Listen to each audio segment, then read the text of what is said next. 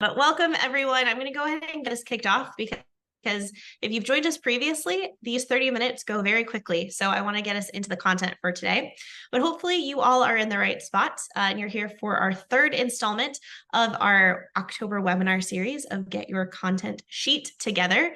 I'm really excited to have Kelly Ayers, the SEO director at Jordan Digital Marketing, joining us today. We're going to dive deep into SEO. So RIP SEO question mark. We're going to find out a little bit about Jordan.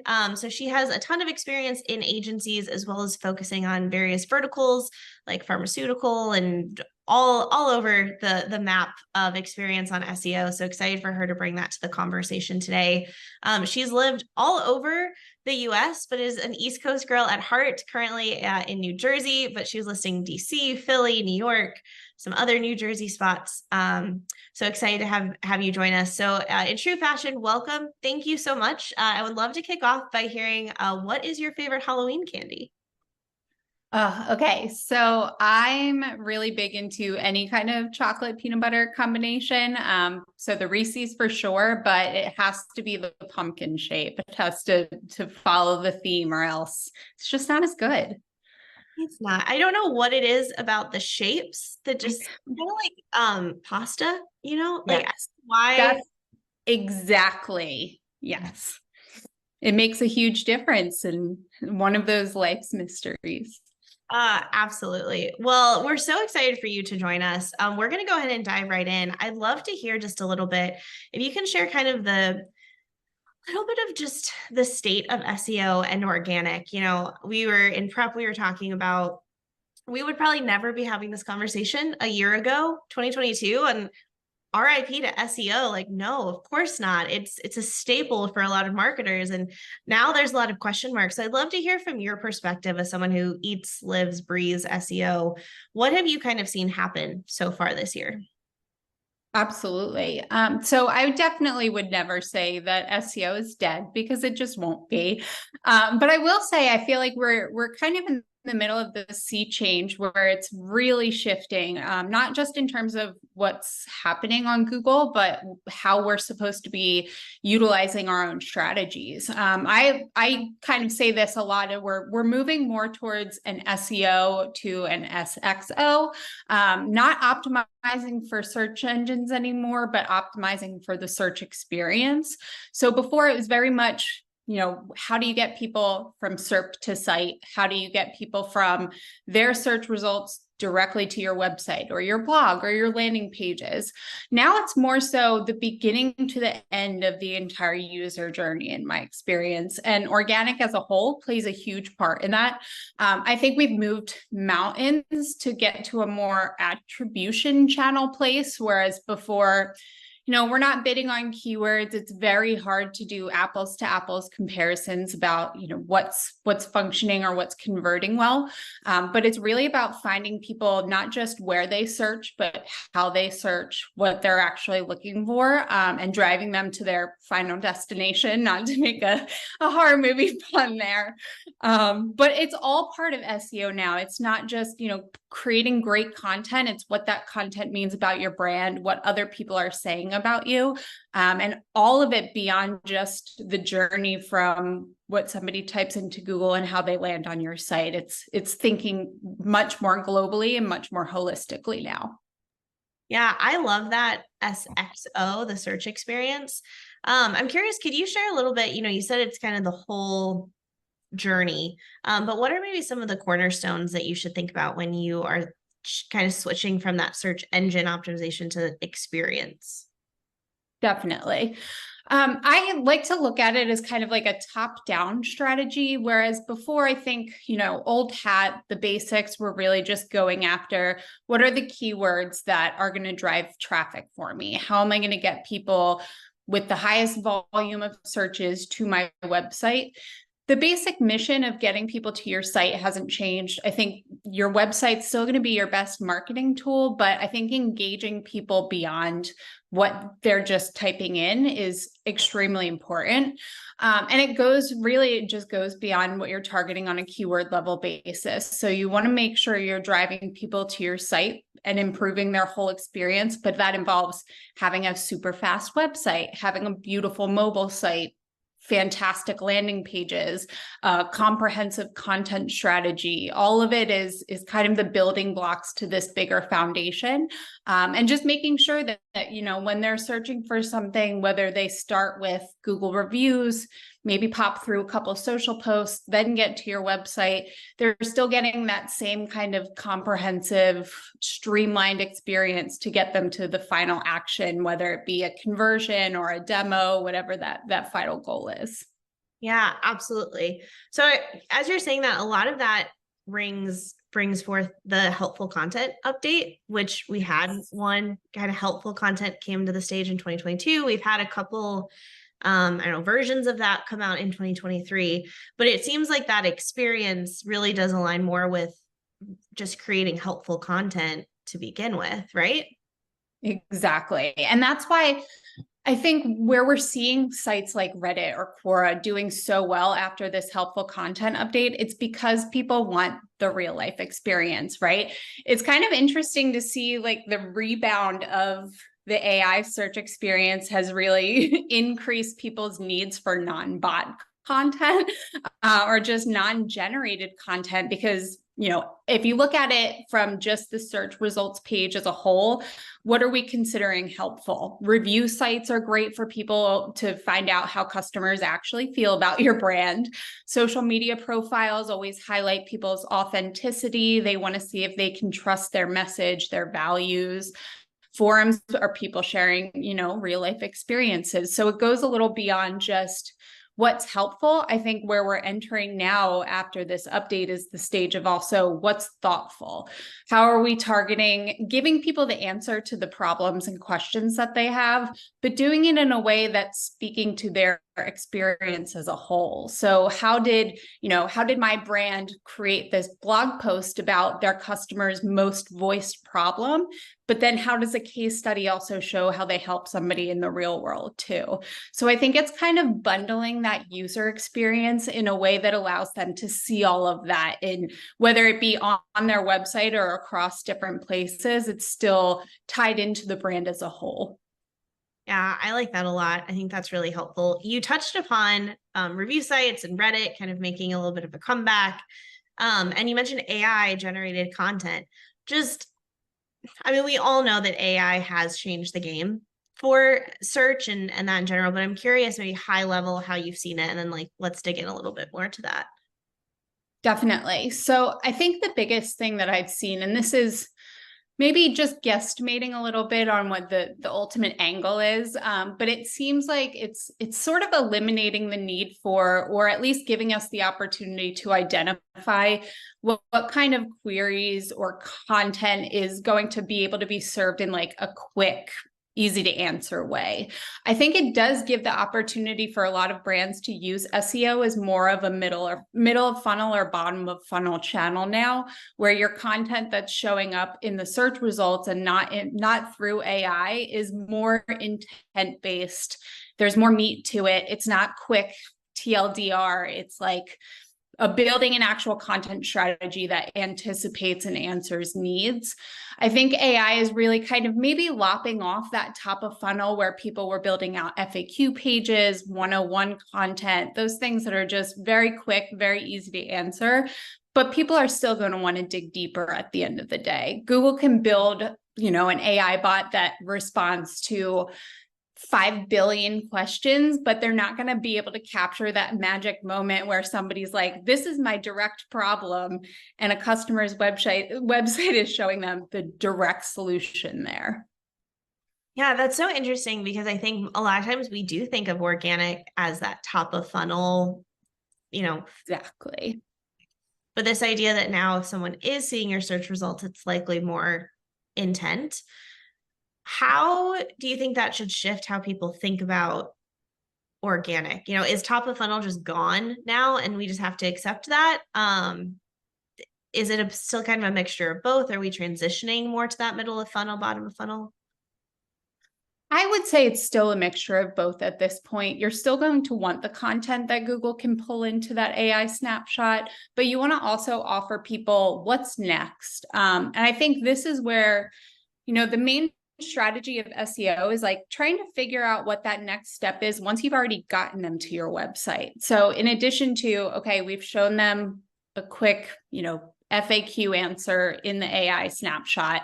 They see our name. It's kind of like a digital billboard. We have that brand awareness. The next time they search for something that has a little bit of higher intent, maybe they're looking to do a comparison review, they get to our website and we're able to dive into that exact next step for them. If I'm searching for what are the 3 best Halloween cookie recipes, and I'm landing on a blog and the call to action is, sign up for a advanced baking class. I'm not ready for that. I just want to know how to make really fast cookies. I'm a terrible baker. So I think it's really diving into not only what the experience is based on what they're searching for, but also being able to build out that experience with the content that you create. So if your content is still top of funnel, your user experience, the content that you're showing them that's related to that, the calls to action you're putting in that blog post, all of that should tie into the same intent. If you want to drive people towards more decision making, that's where you can have some of these higher level attribution points, like pushing them to case studies, getting them in to talk to a salesperson, request a demo. It's really kind of understanding at which stage of the user journey somebody's getting to your site from the search results. Which we've said forever, but now I think Yes. you actually have to do that in order to, have an impact with organic. Exactly. There's this generative AI and this feeling that, AI is going to do things for us. But I think from a almost psychographic of how people are now going to approach your site is they're like, okay, cool, ChatGPT or Bard or Bing, you've given me an answer, but now I need to know how to do it. Or I know that I should be still creating content on my website, but how do I create content? Or I don't have the time to write really engaging pieces. So then they're still going to kind of look for, okay, great, I've saved 5 minutes of research because these better AI experiences are giving me better answers, but I still need to take action on what that. Yes. Exactly. And I think it's about the experience too of understanding who your customer is. I always talk so much about how psychology is looped into search so much because you have to understand what people care about, what they're talking about, and where they're talking about it. If I'm a farmer in California and I want to learn how to plant, a crop of something, generative AI is probably going to pull answers from across the globe. Maybe 90% of them will be irrelevant to me. I'm going to need somebody that I trust is somebody who's been farming in California for 20 years. I'm not going to trust what Google tells me. I'm going to trust a guy who's been doing it for this long and has been writing about it for even longer. Okay, so you just said one of the magic words, but trust, and kind of that online brand presence. And I'm curious, obviously I jump to eat when I hear that, expertise, authority, and trustworthiness. But how has that maybe shifted or become even more important in 2023 in SEO? And what are maybe some actual tactical examples of ways that you can help build that eat or trustworthiness? Definitely. I think there's the idea again of really moving away from starting with a keyword and building out. I think that, you really, for every channel, but especially for SEO, you really want to start with what your business goals and your values are, and then go down to what your customers care about and what they need. And then you can go down to what keywords you're going to use and what the search volume is and all of that. But being able to kind of start with, this is at the end of the day what we want to do. We want to establish our brand as the authority in AI. We want to make sure that everybody knows that we're experts in this.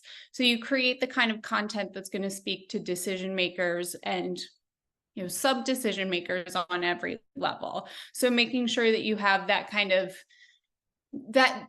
all funnel content, I'd say. Like, you're speaking to the people who are going to buy your software at the end of the day, or the people who are going to buy your products at the end of the day. But you're also writing about what's happening. From a content perspective, I think building expertise and authority comes from not only being able to speak on a topic at length, but now especially there's so much noise.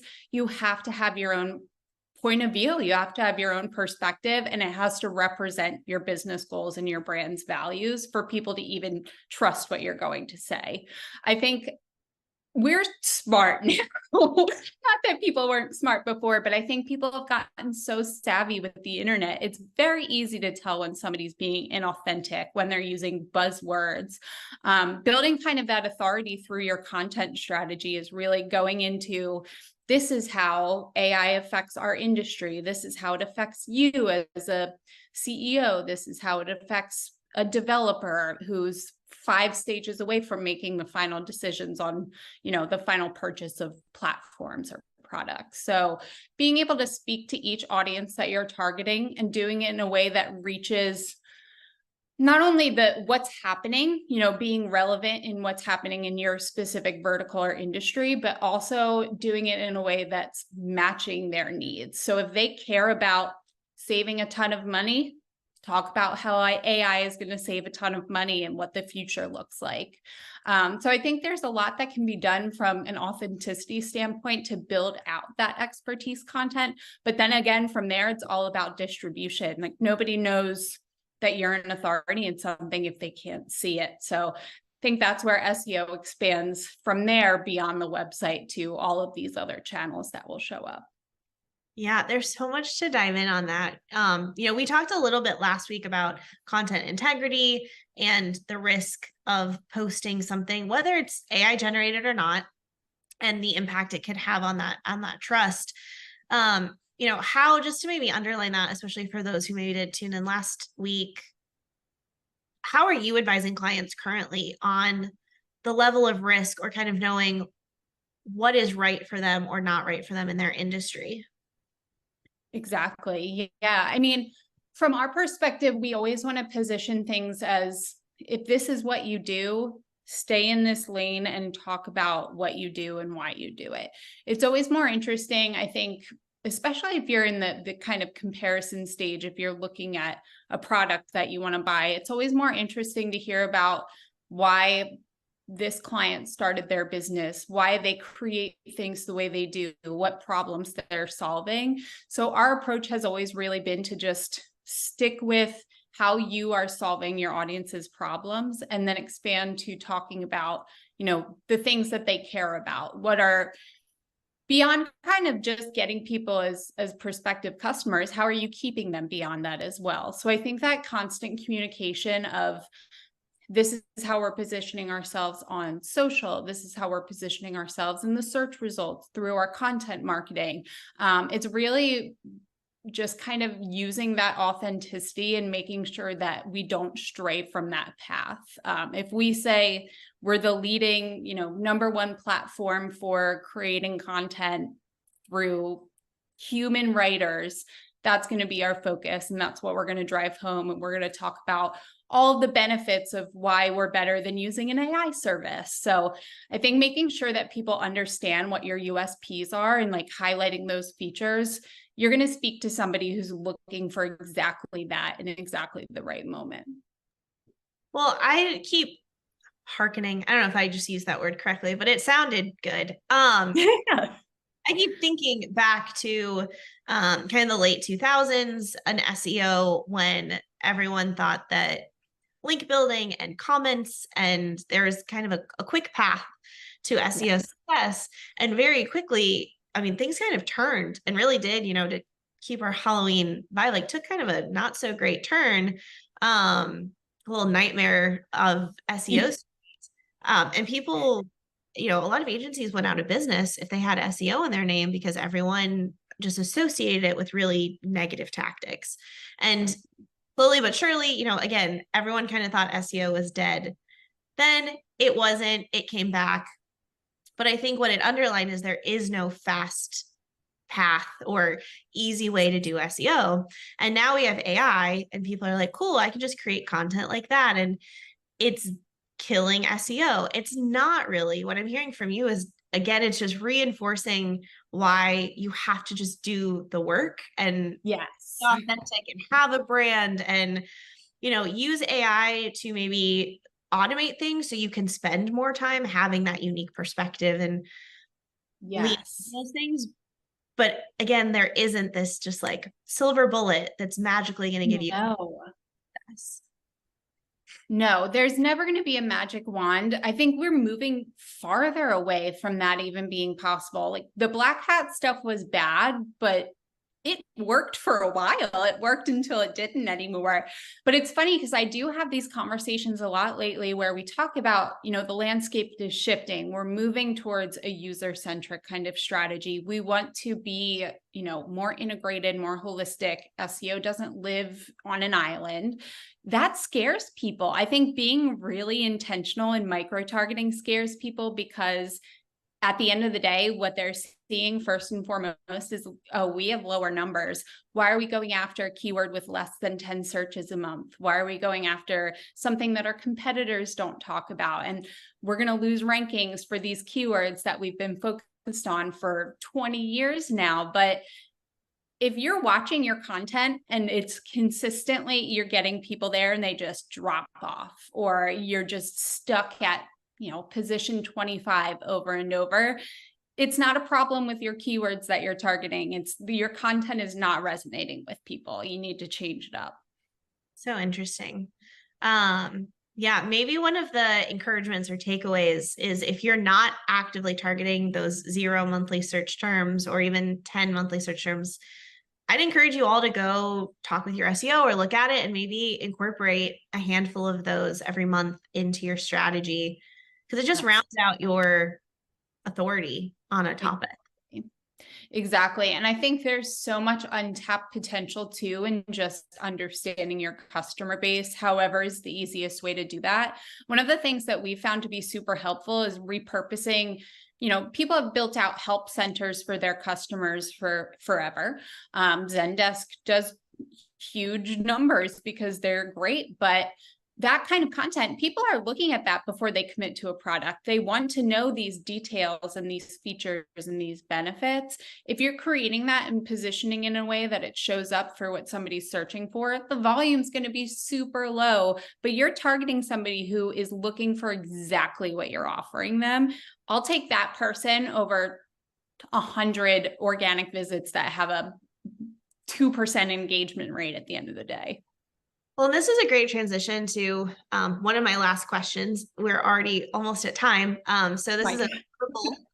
If you guys have any questions, please drop it in the chat, drop it in the Q&A feature. But there tend to be a lot of vanity metrics of what I say inorganic, like, cool, you have 20,000, but what's your conversion rate and who are those people?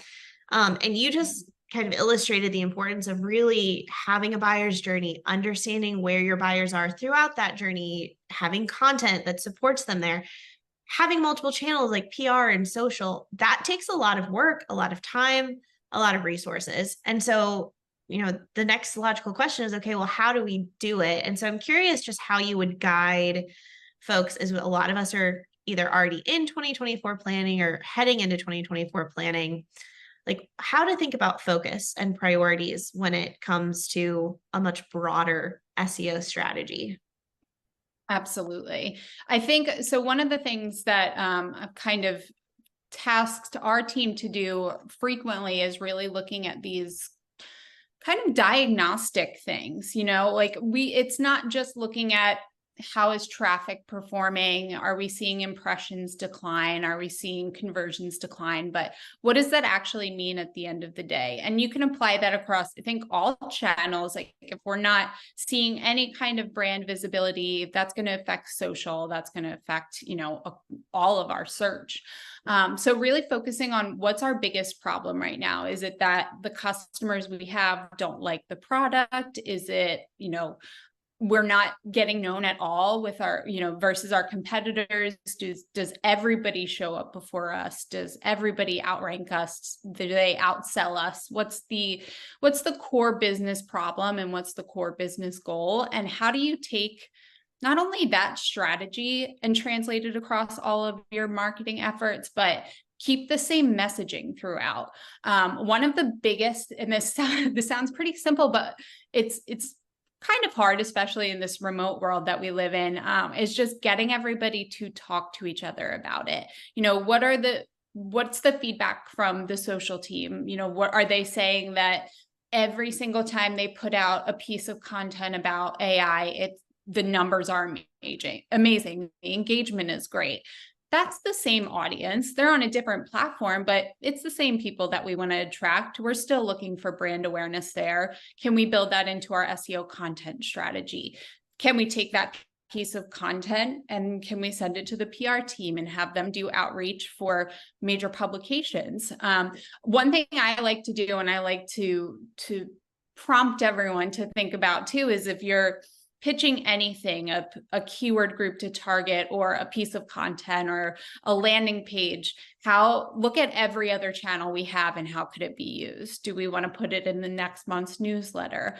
I think it's all about kind of understanding where everybody's strategy can provide the most reach, but also making sure that your strategies are saying the same things. Are we highlighting the fact that we save $500 million by using our product? Let's talk about it everywhere. If that's what we're going after, we know that sells. We know that's the biggest USP or selling point for us. How do we communicate that across the board? Absolutely.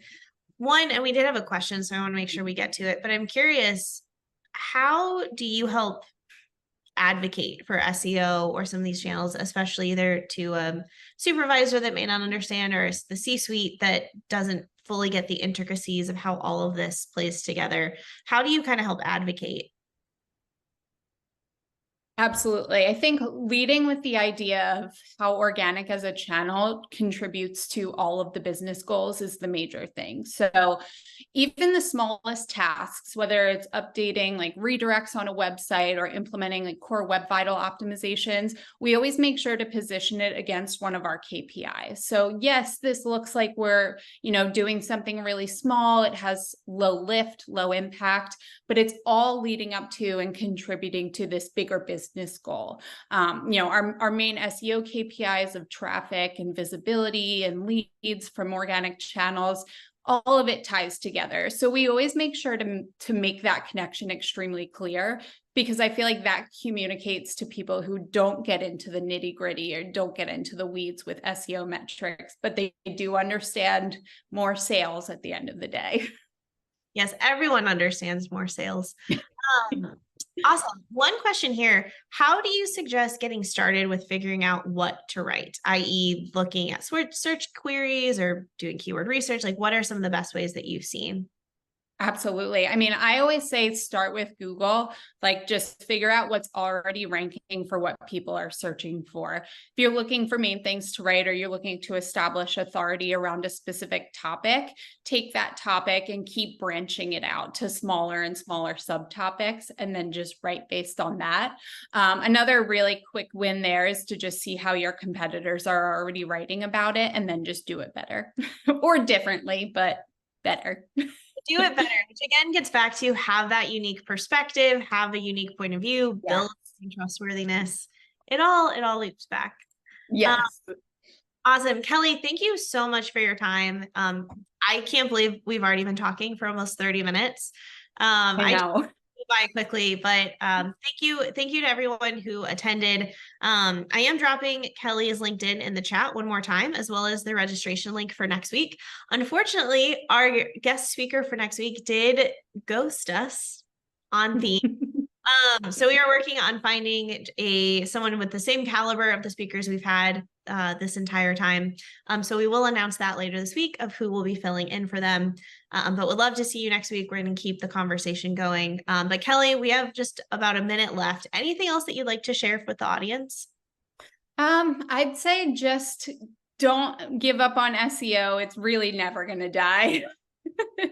And even if it does, it'll come back as a zombie anyway. So Zombie SEO, that, oh yeah. God, scary. But yes, I love that. I think we sometimes need to hear that with all of the clickbaity things. Like SEO is not dead. It can have real meaning, real impact to the business. And you left some really great suggestions for us in order to keep it alive, keep it going. So thank you so much. I hope to see everyone next week, and we will send a recording of this out by tomorrow. So we'll see you guys next week. Thanks so much. Thanks, everyone.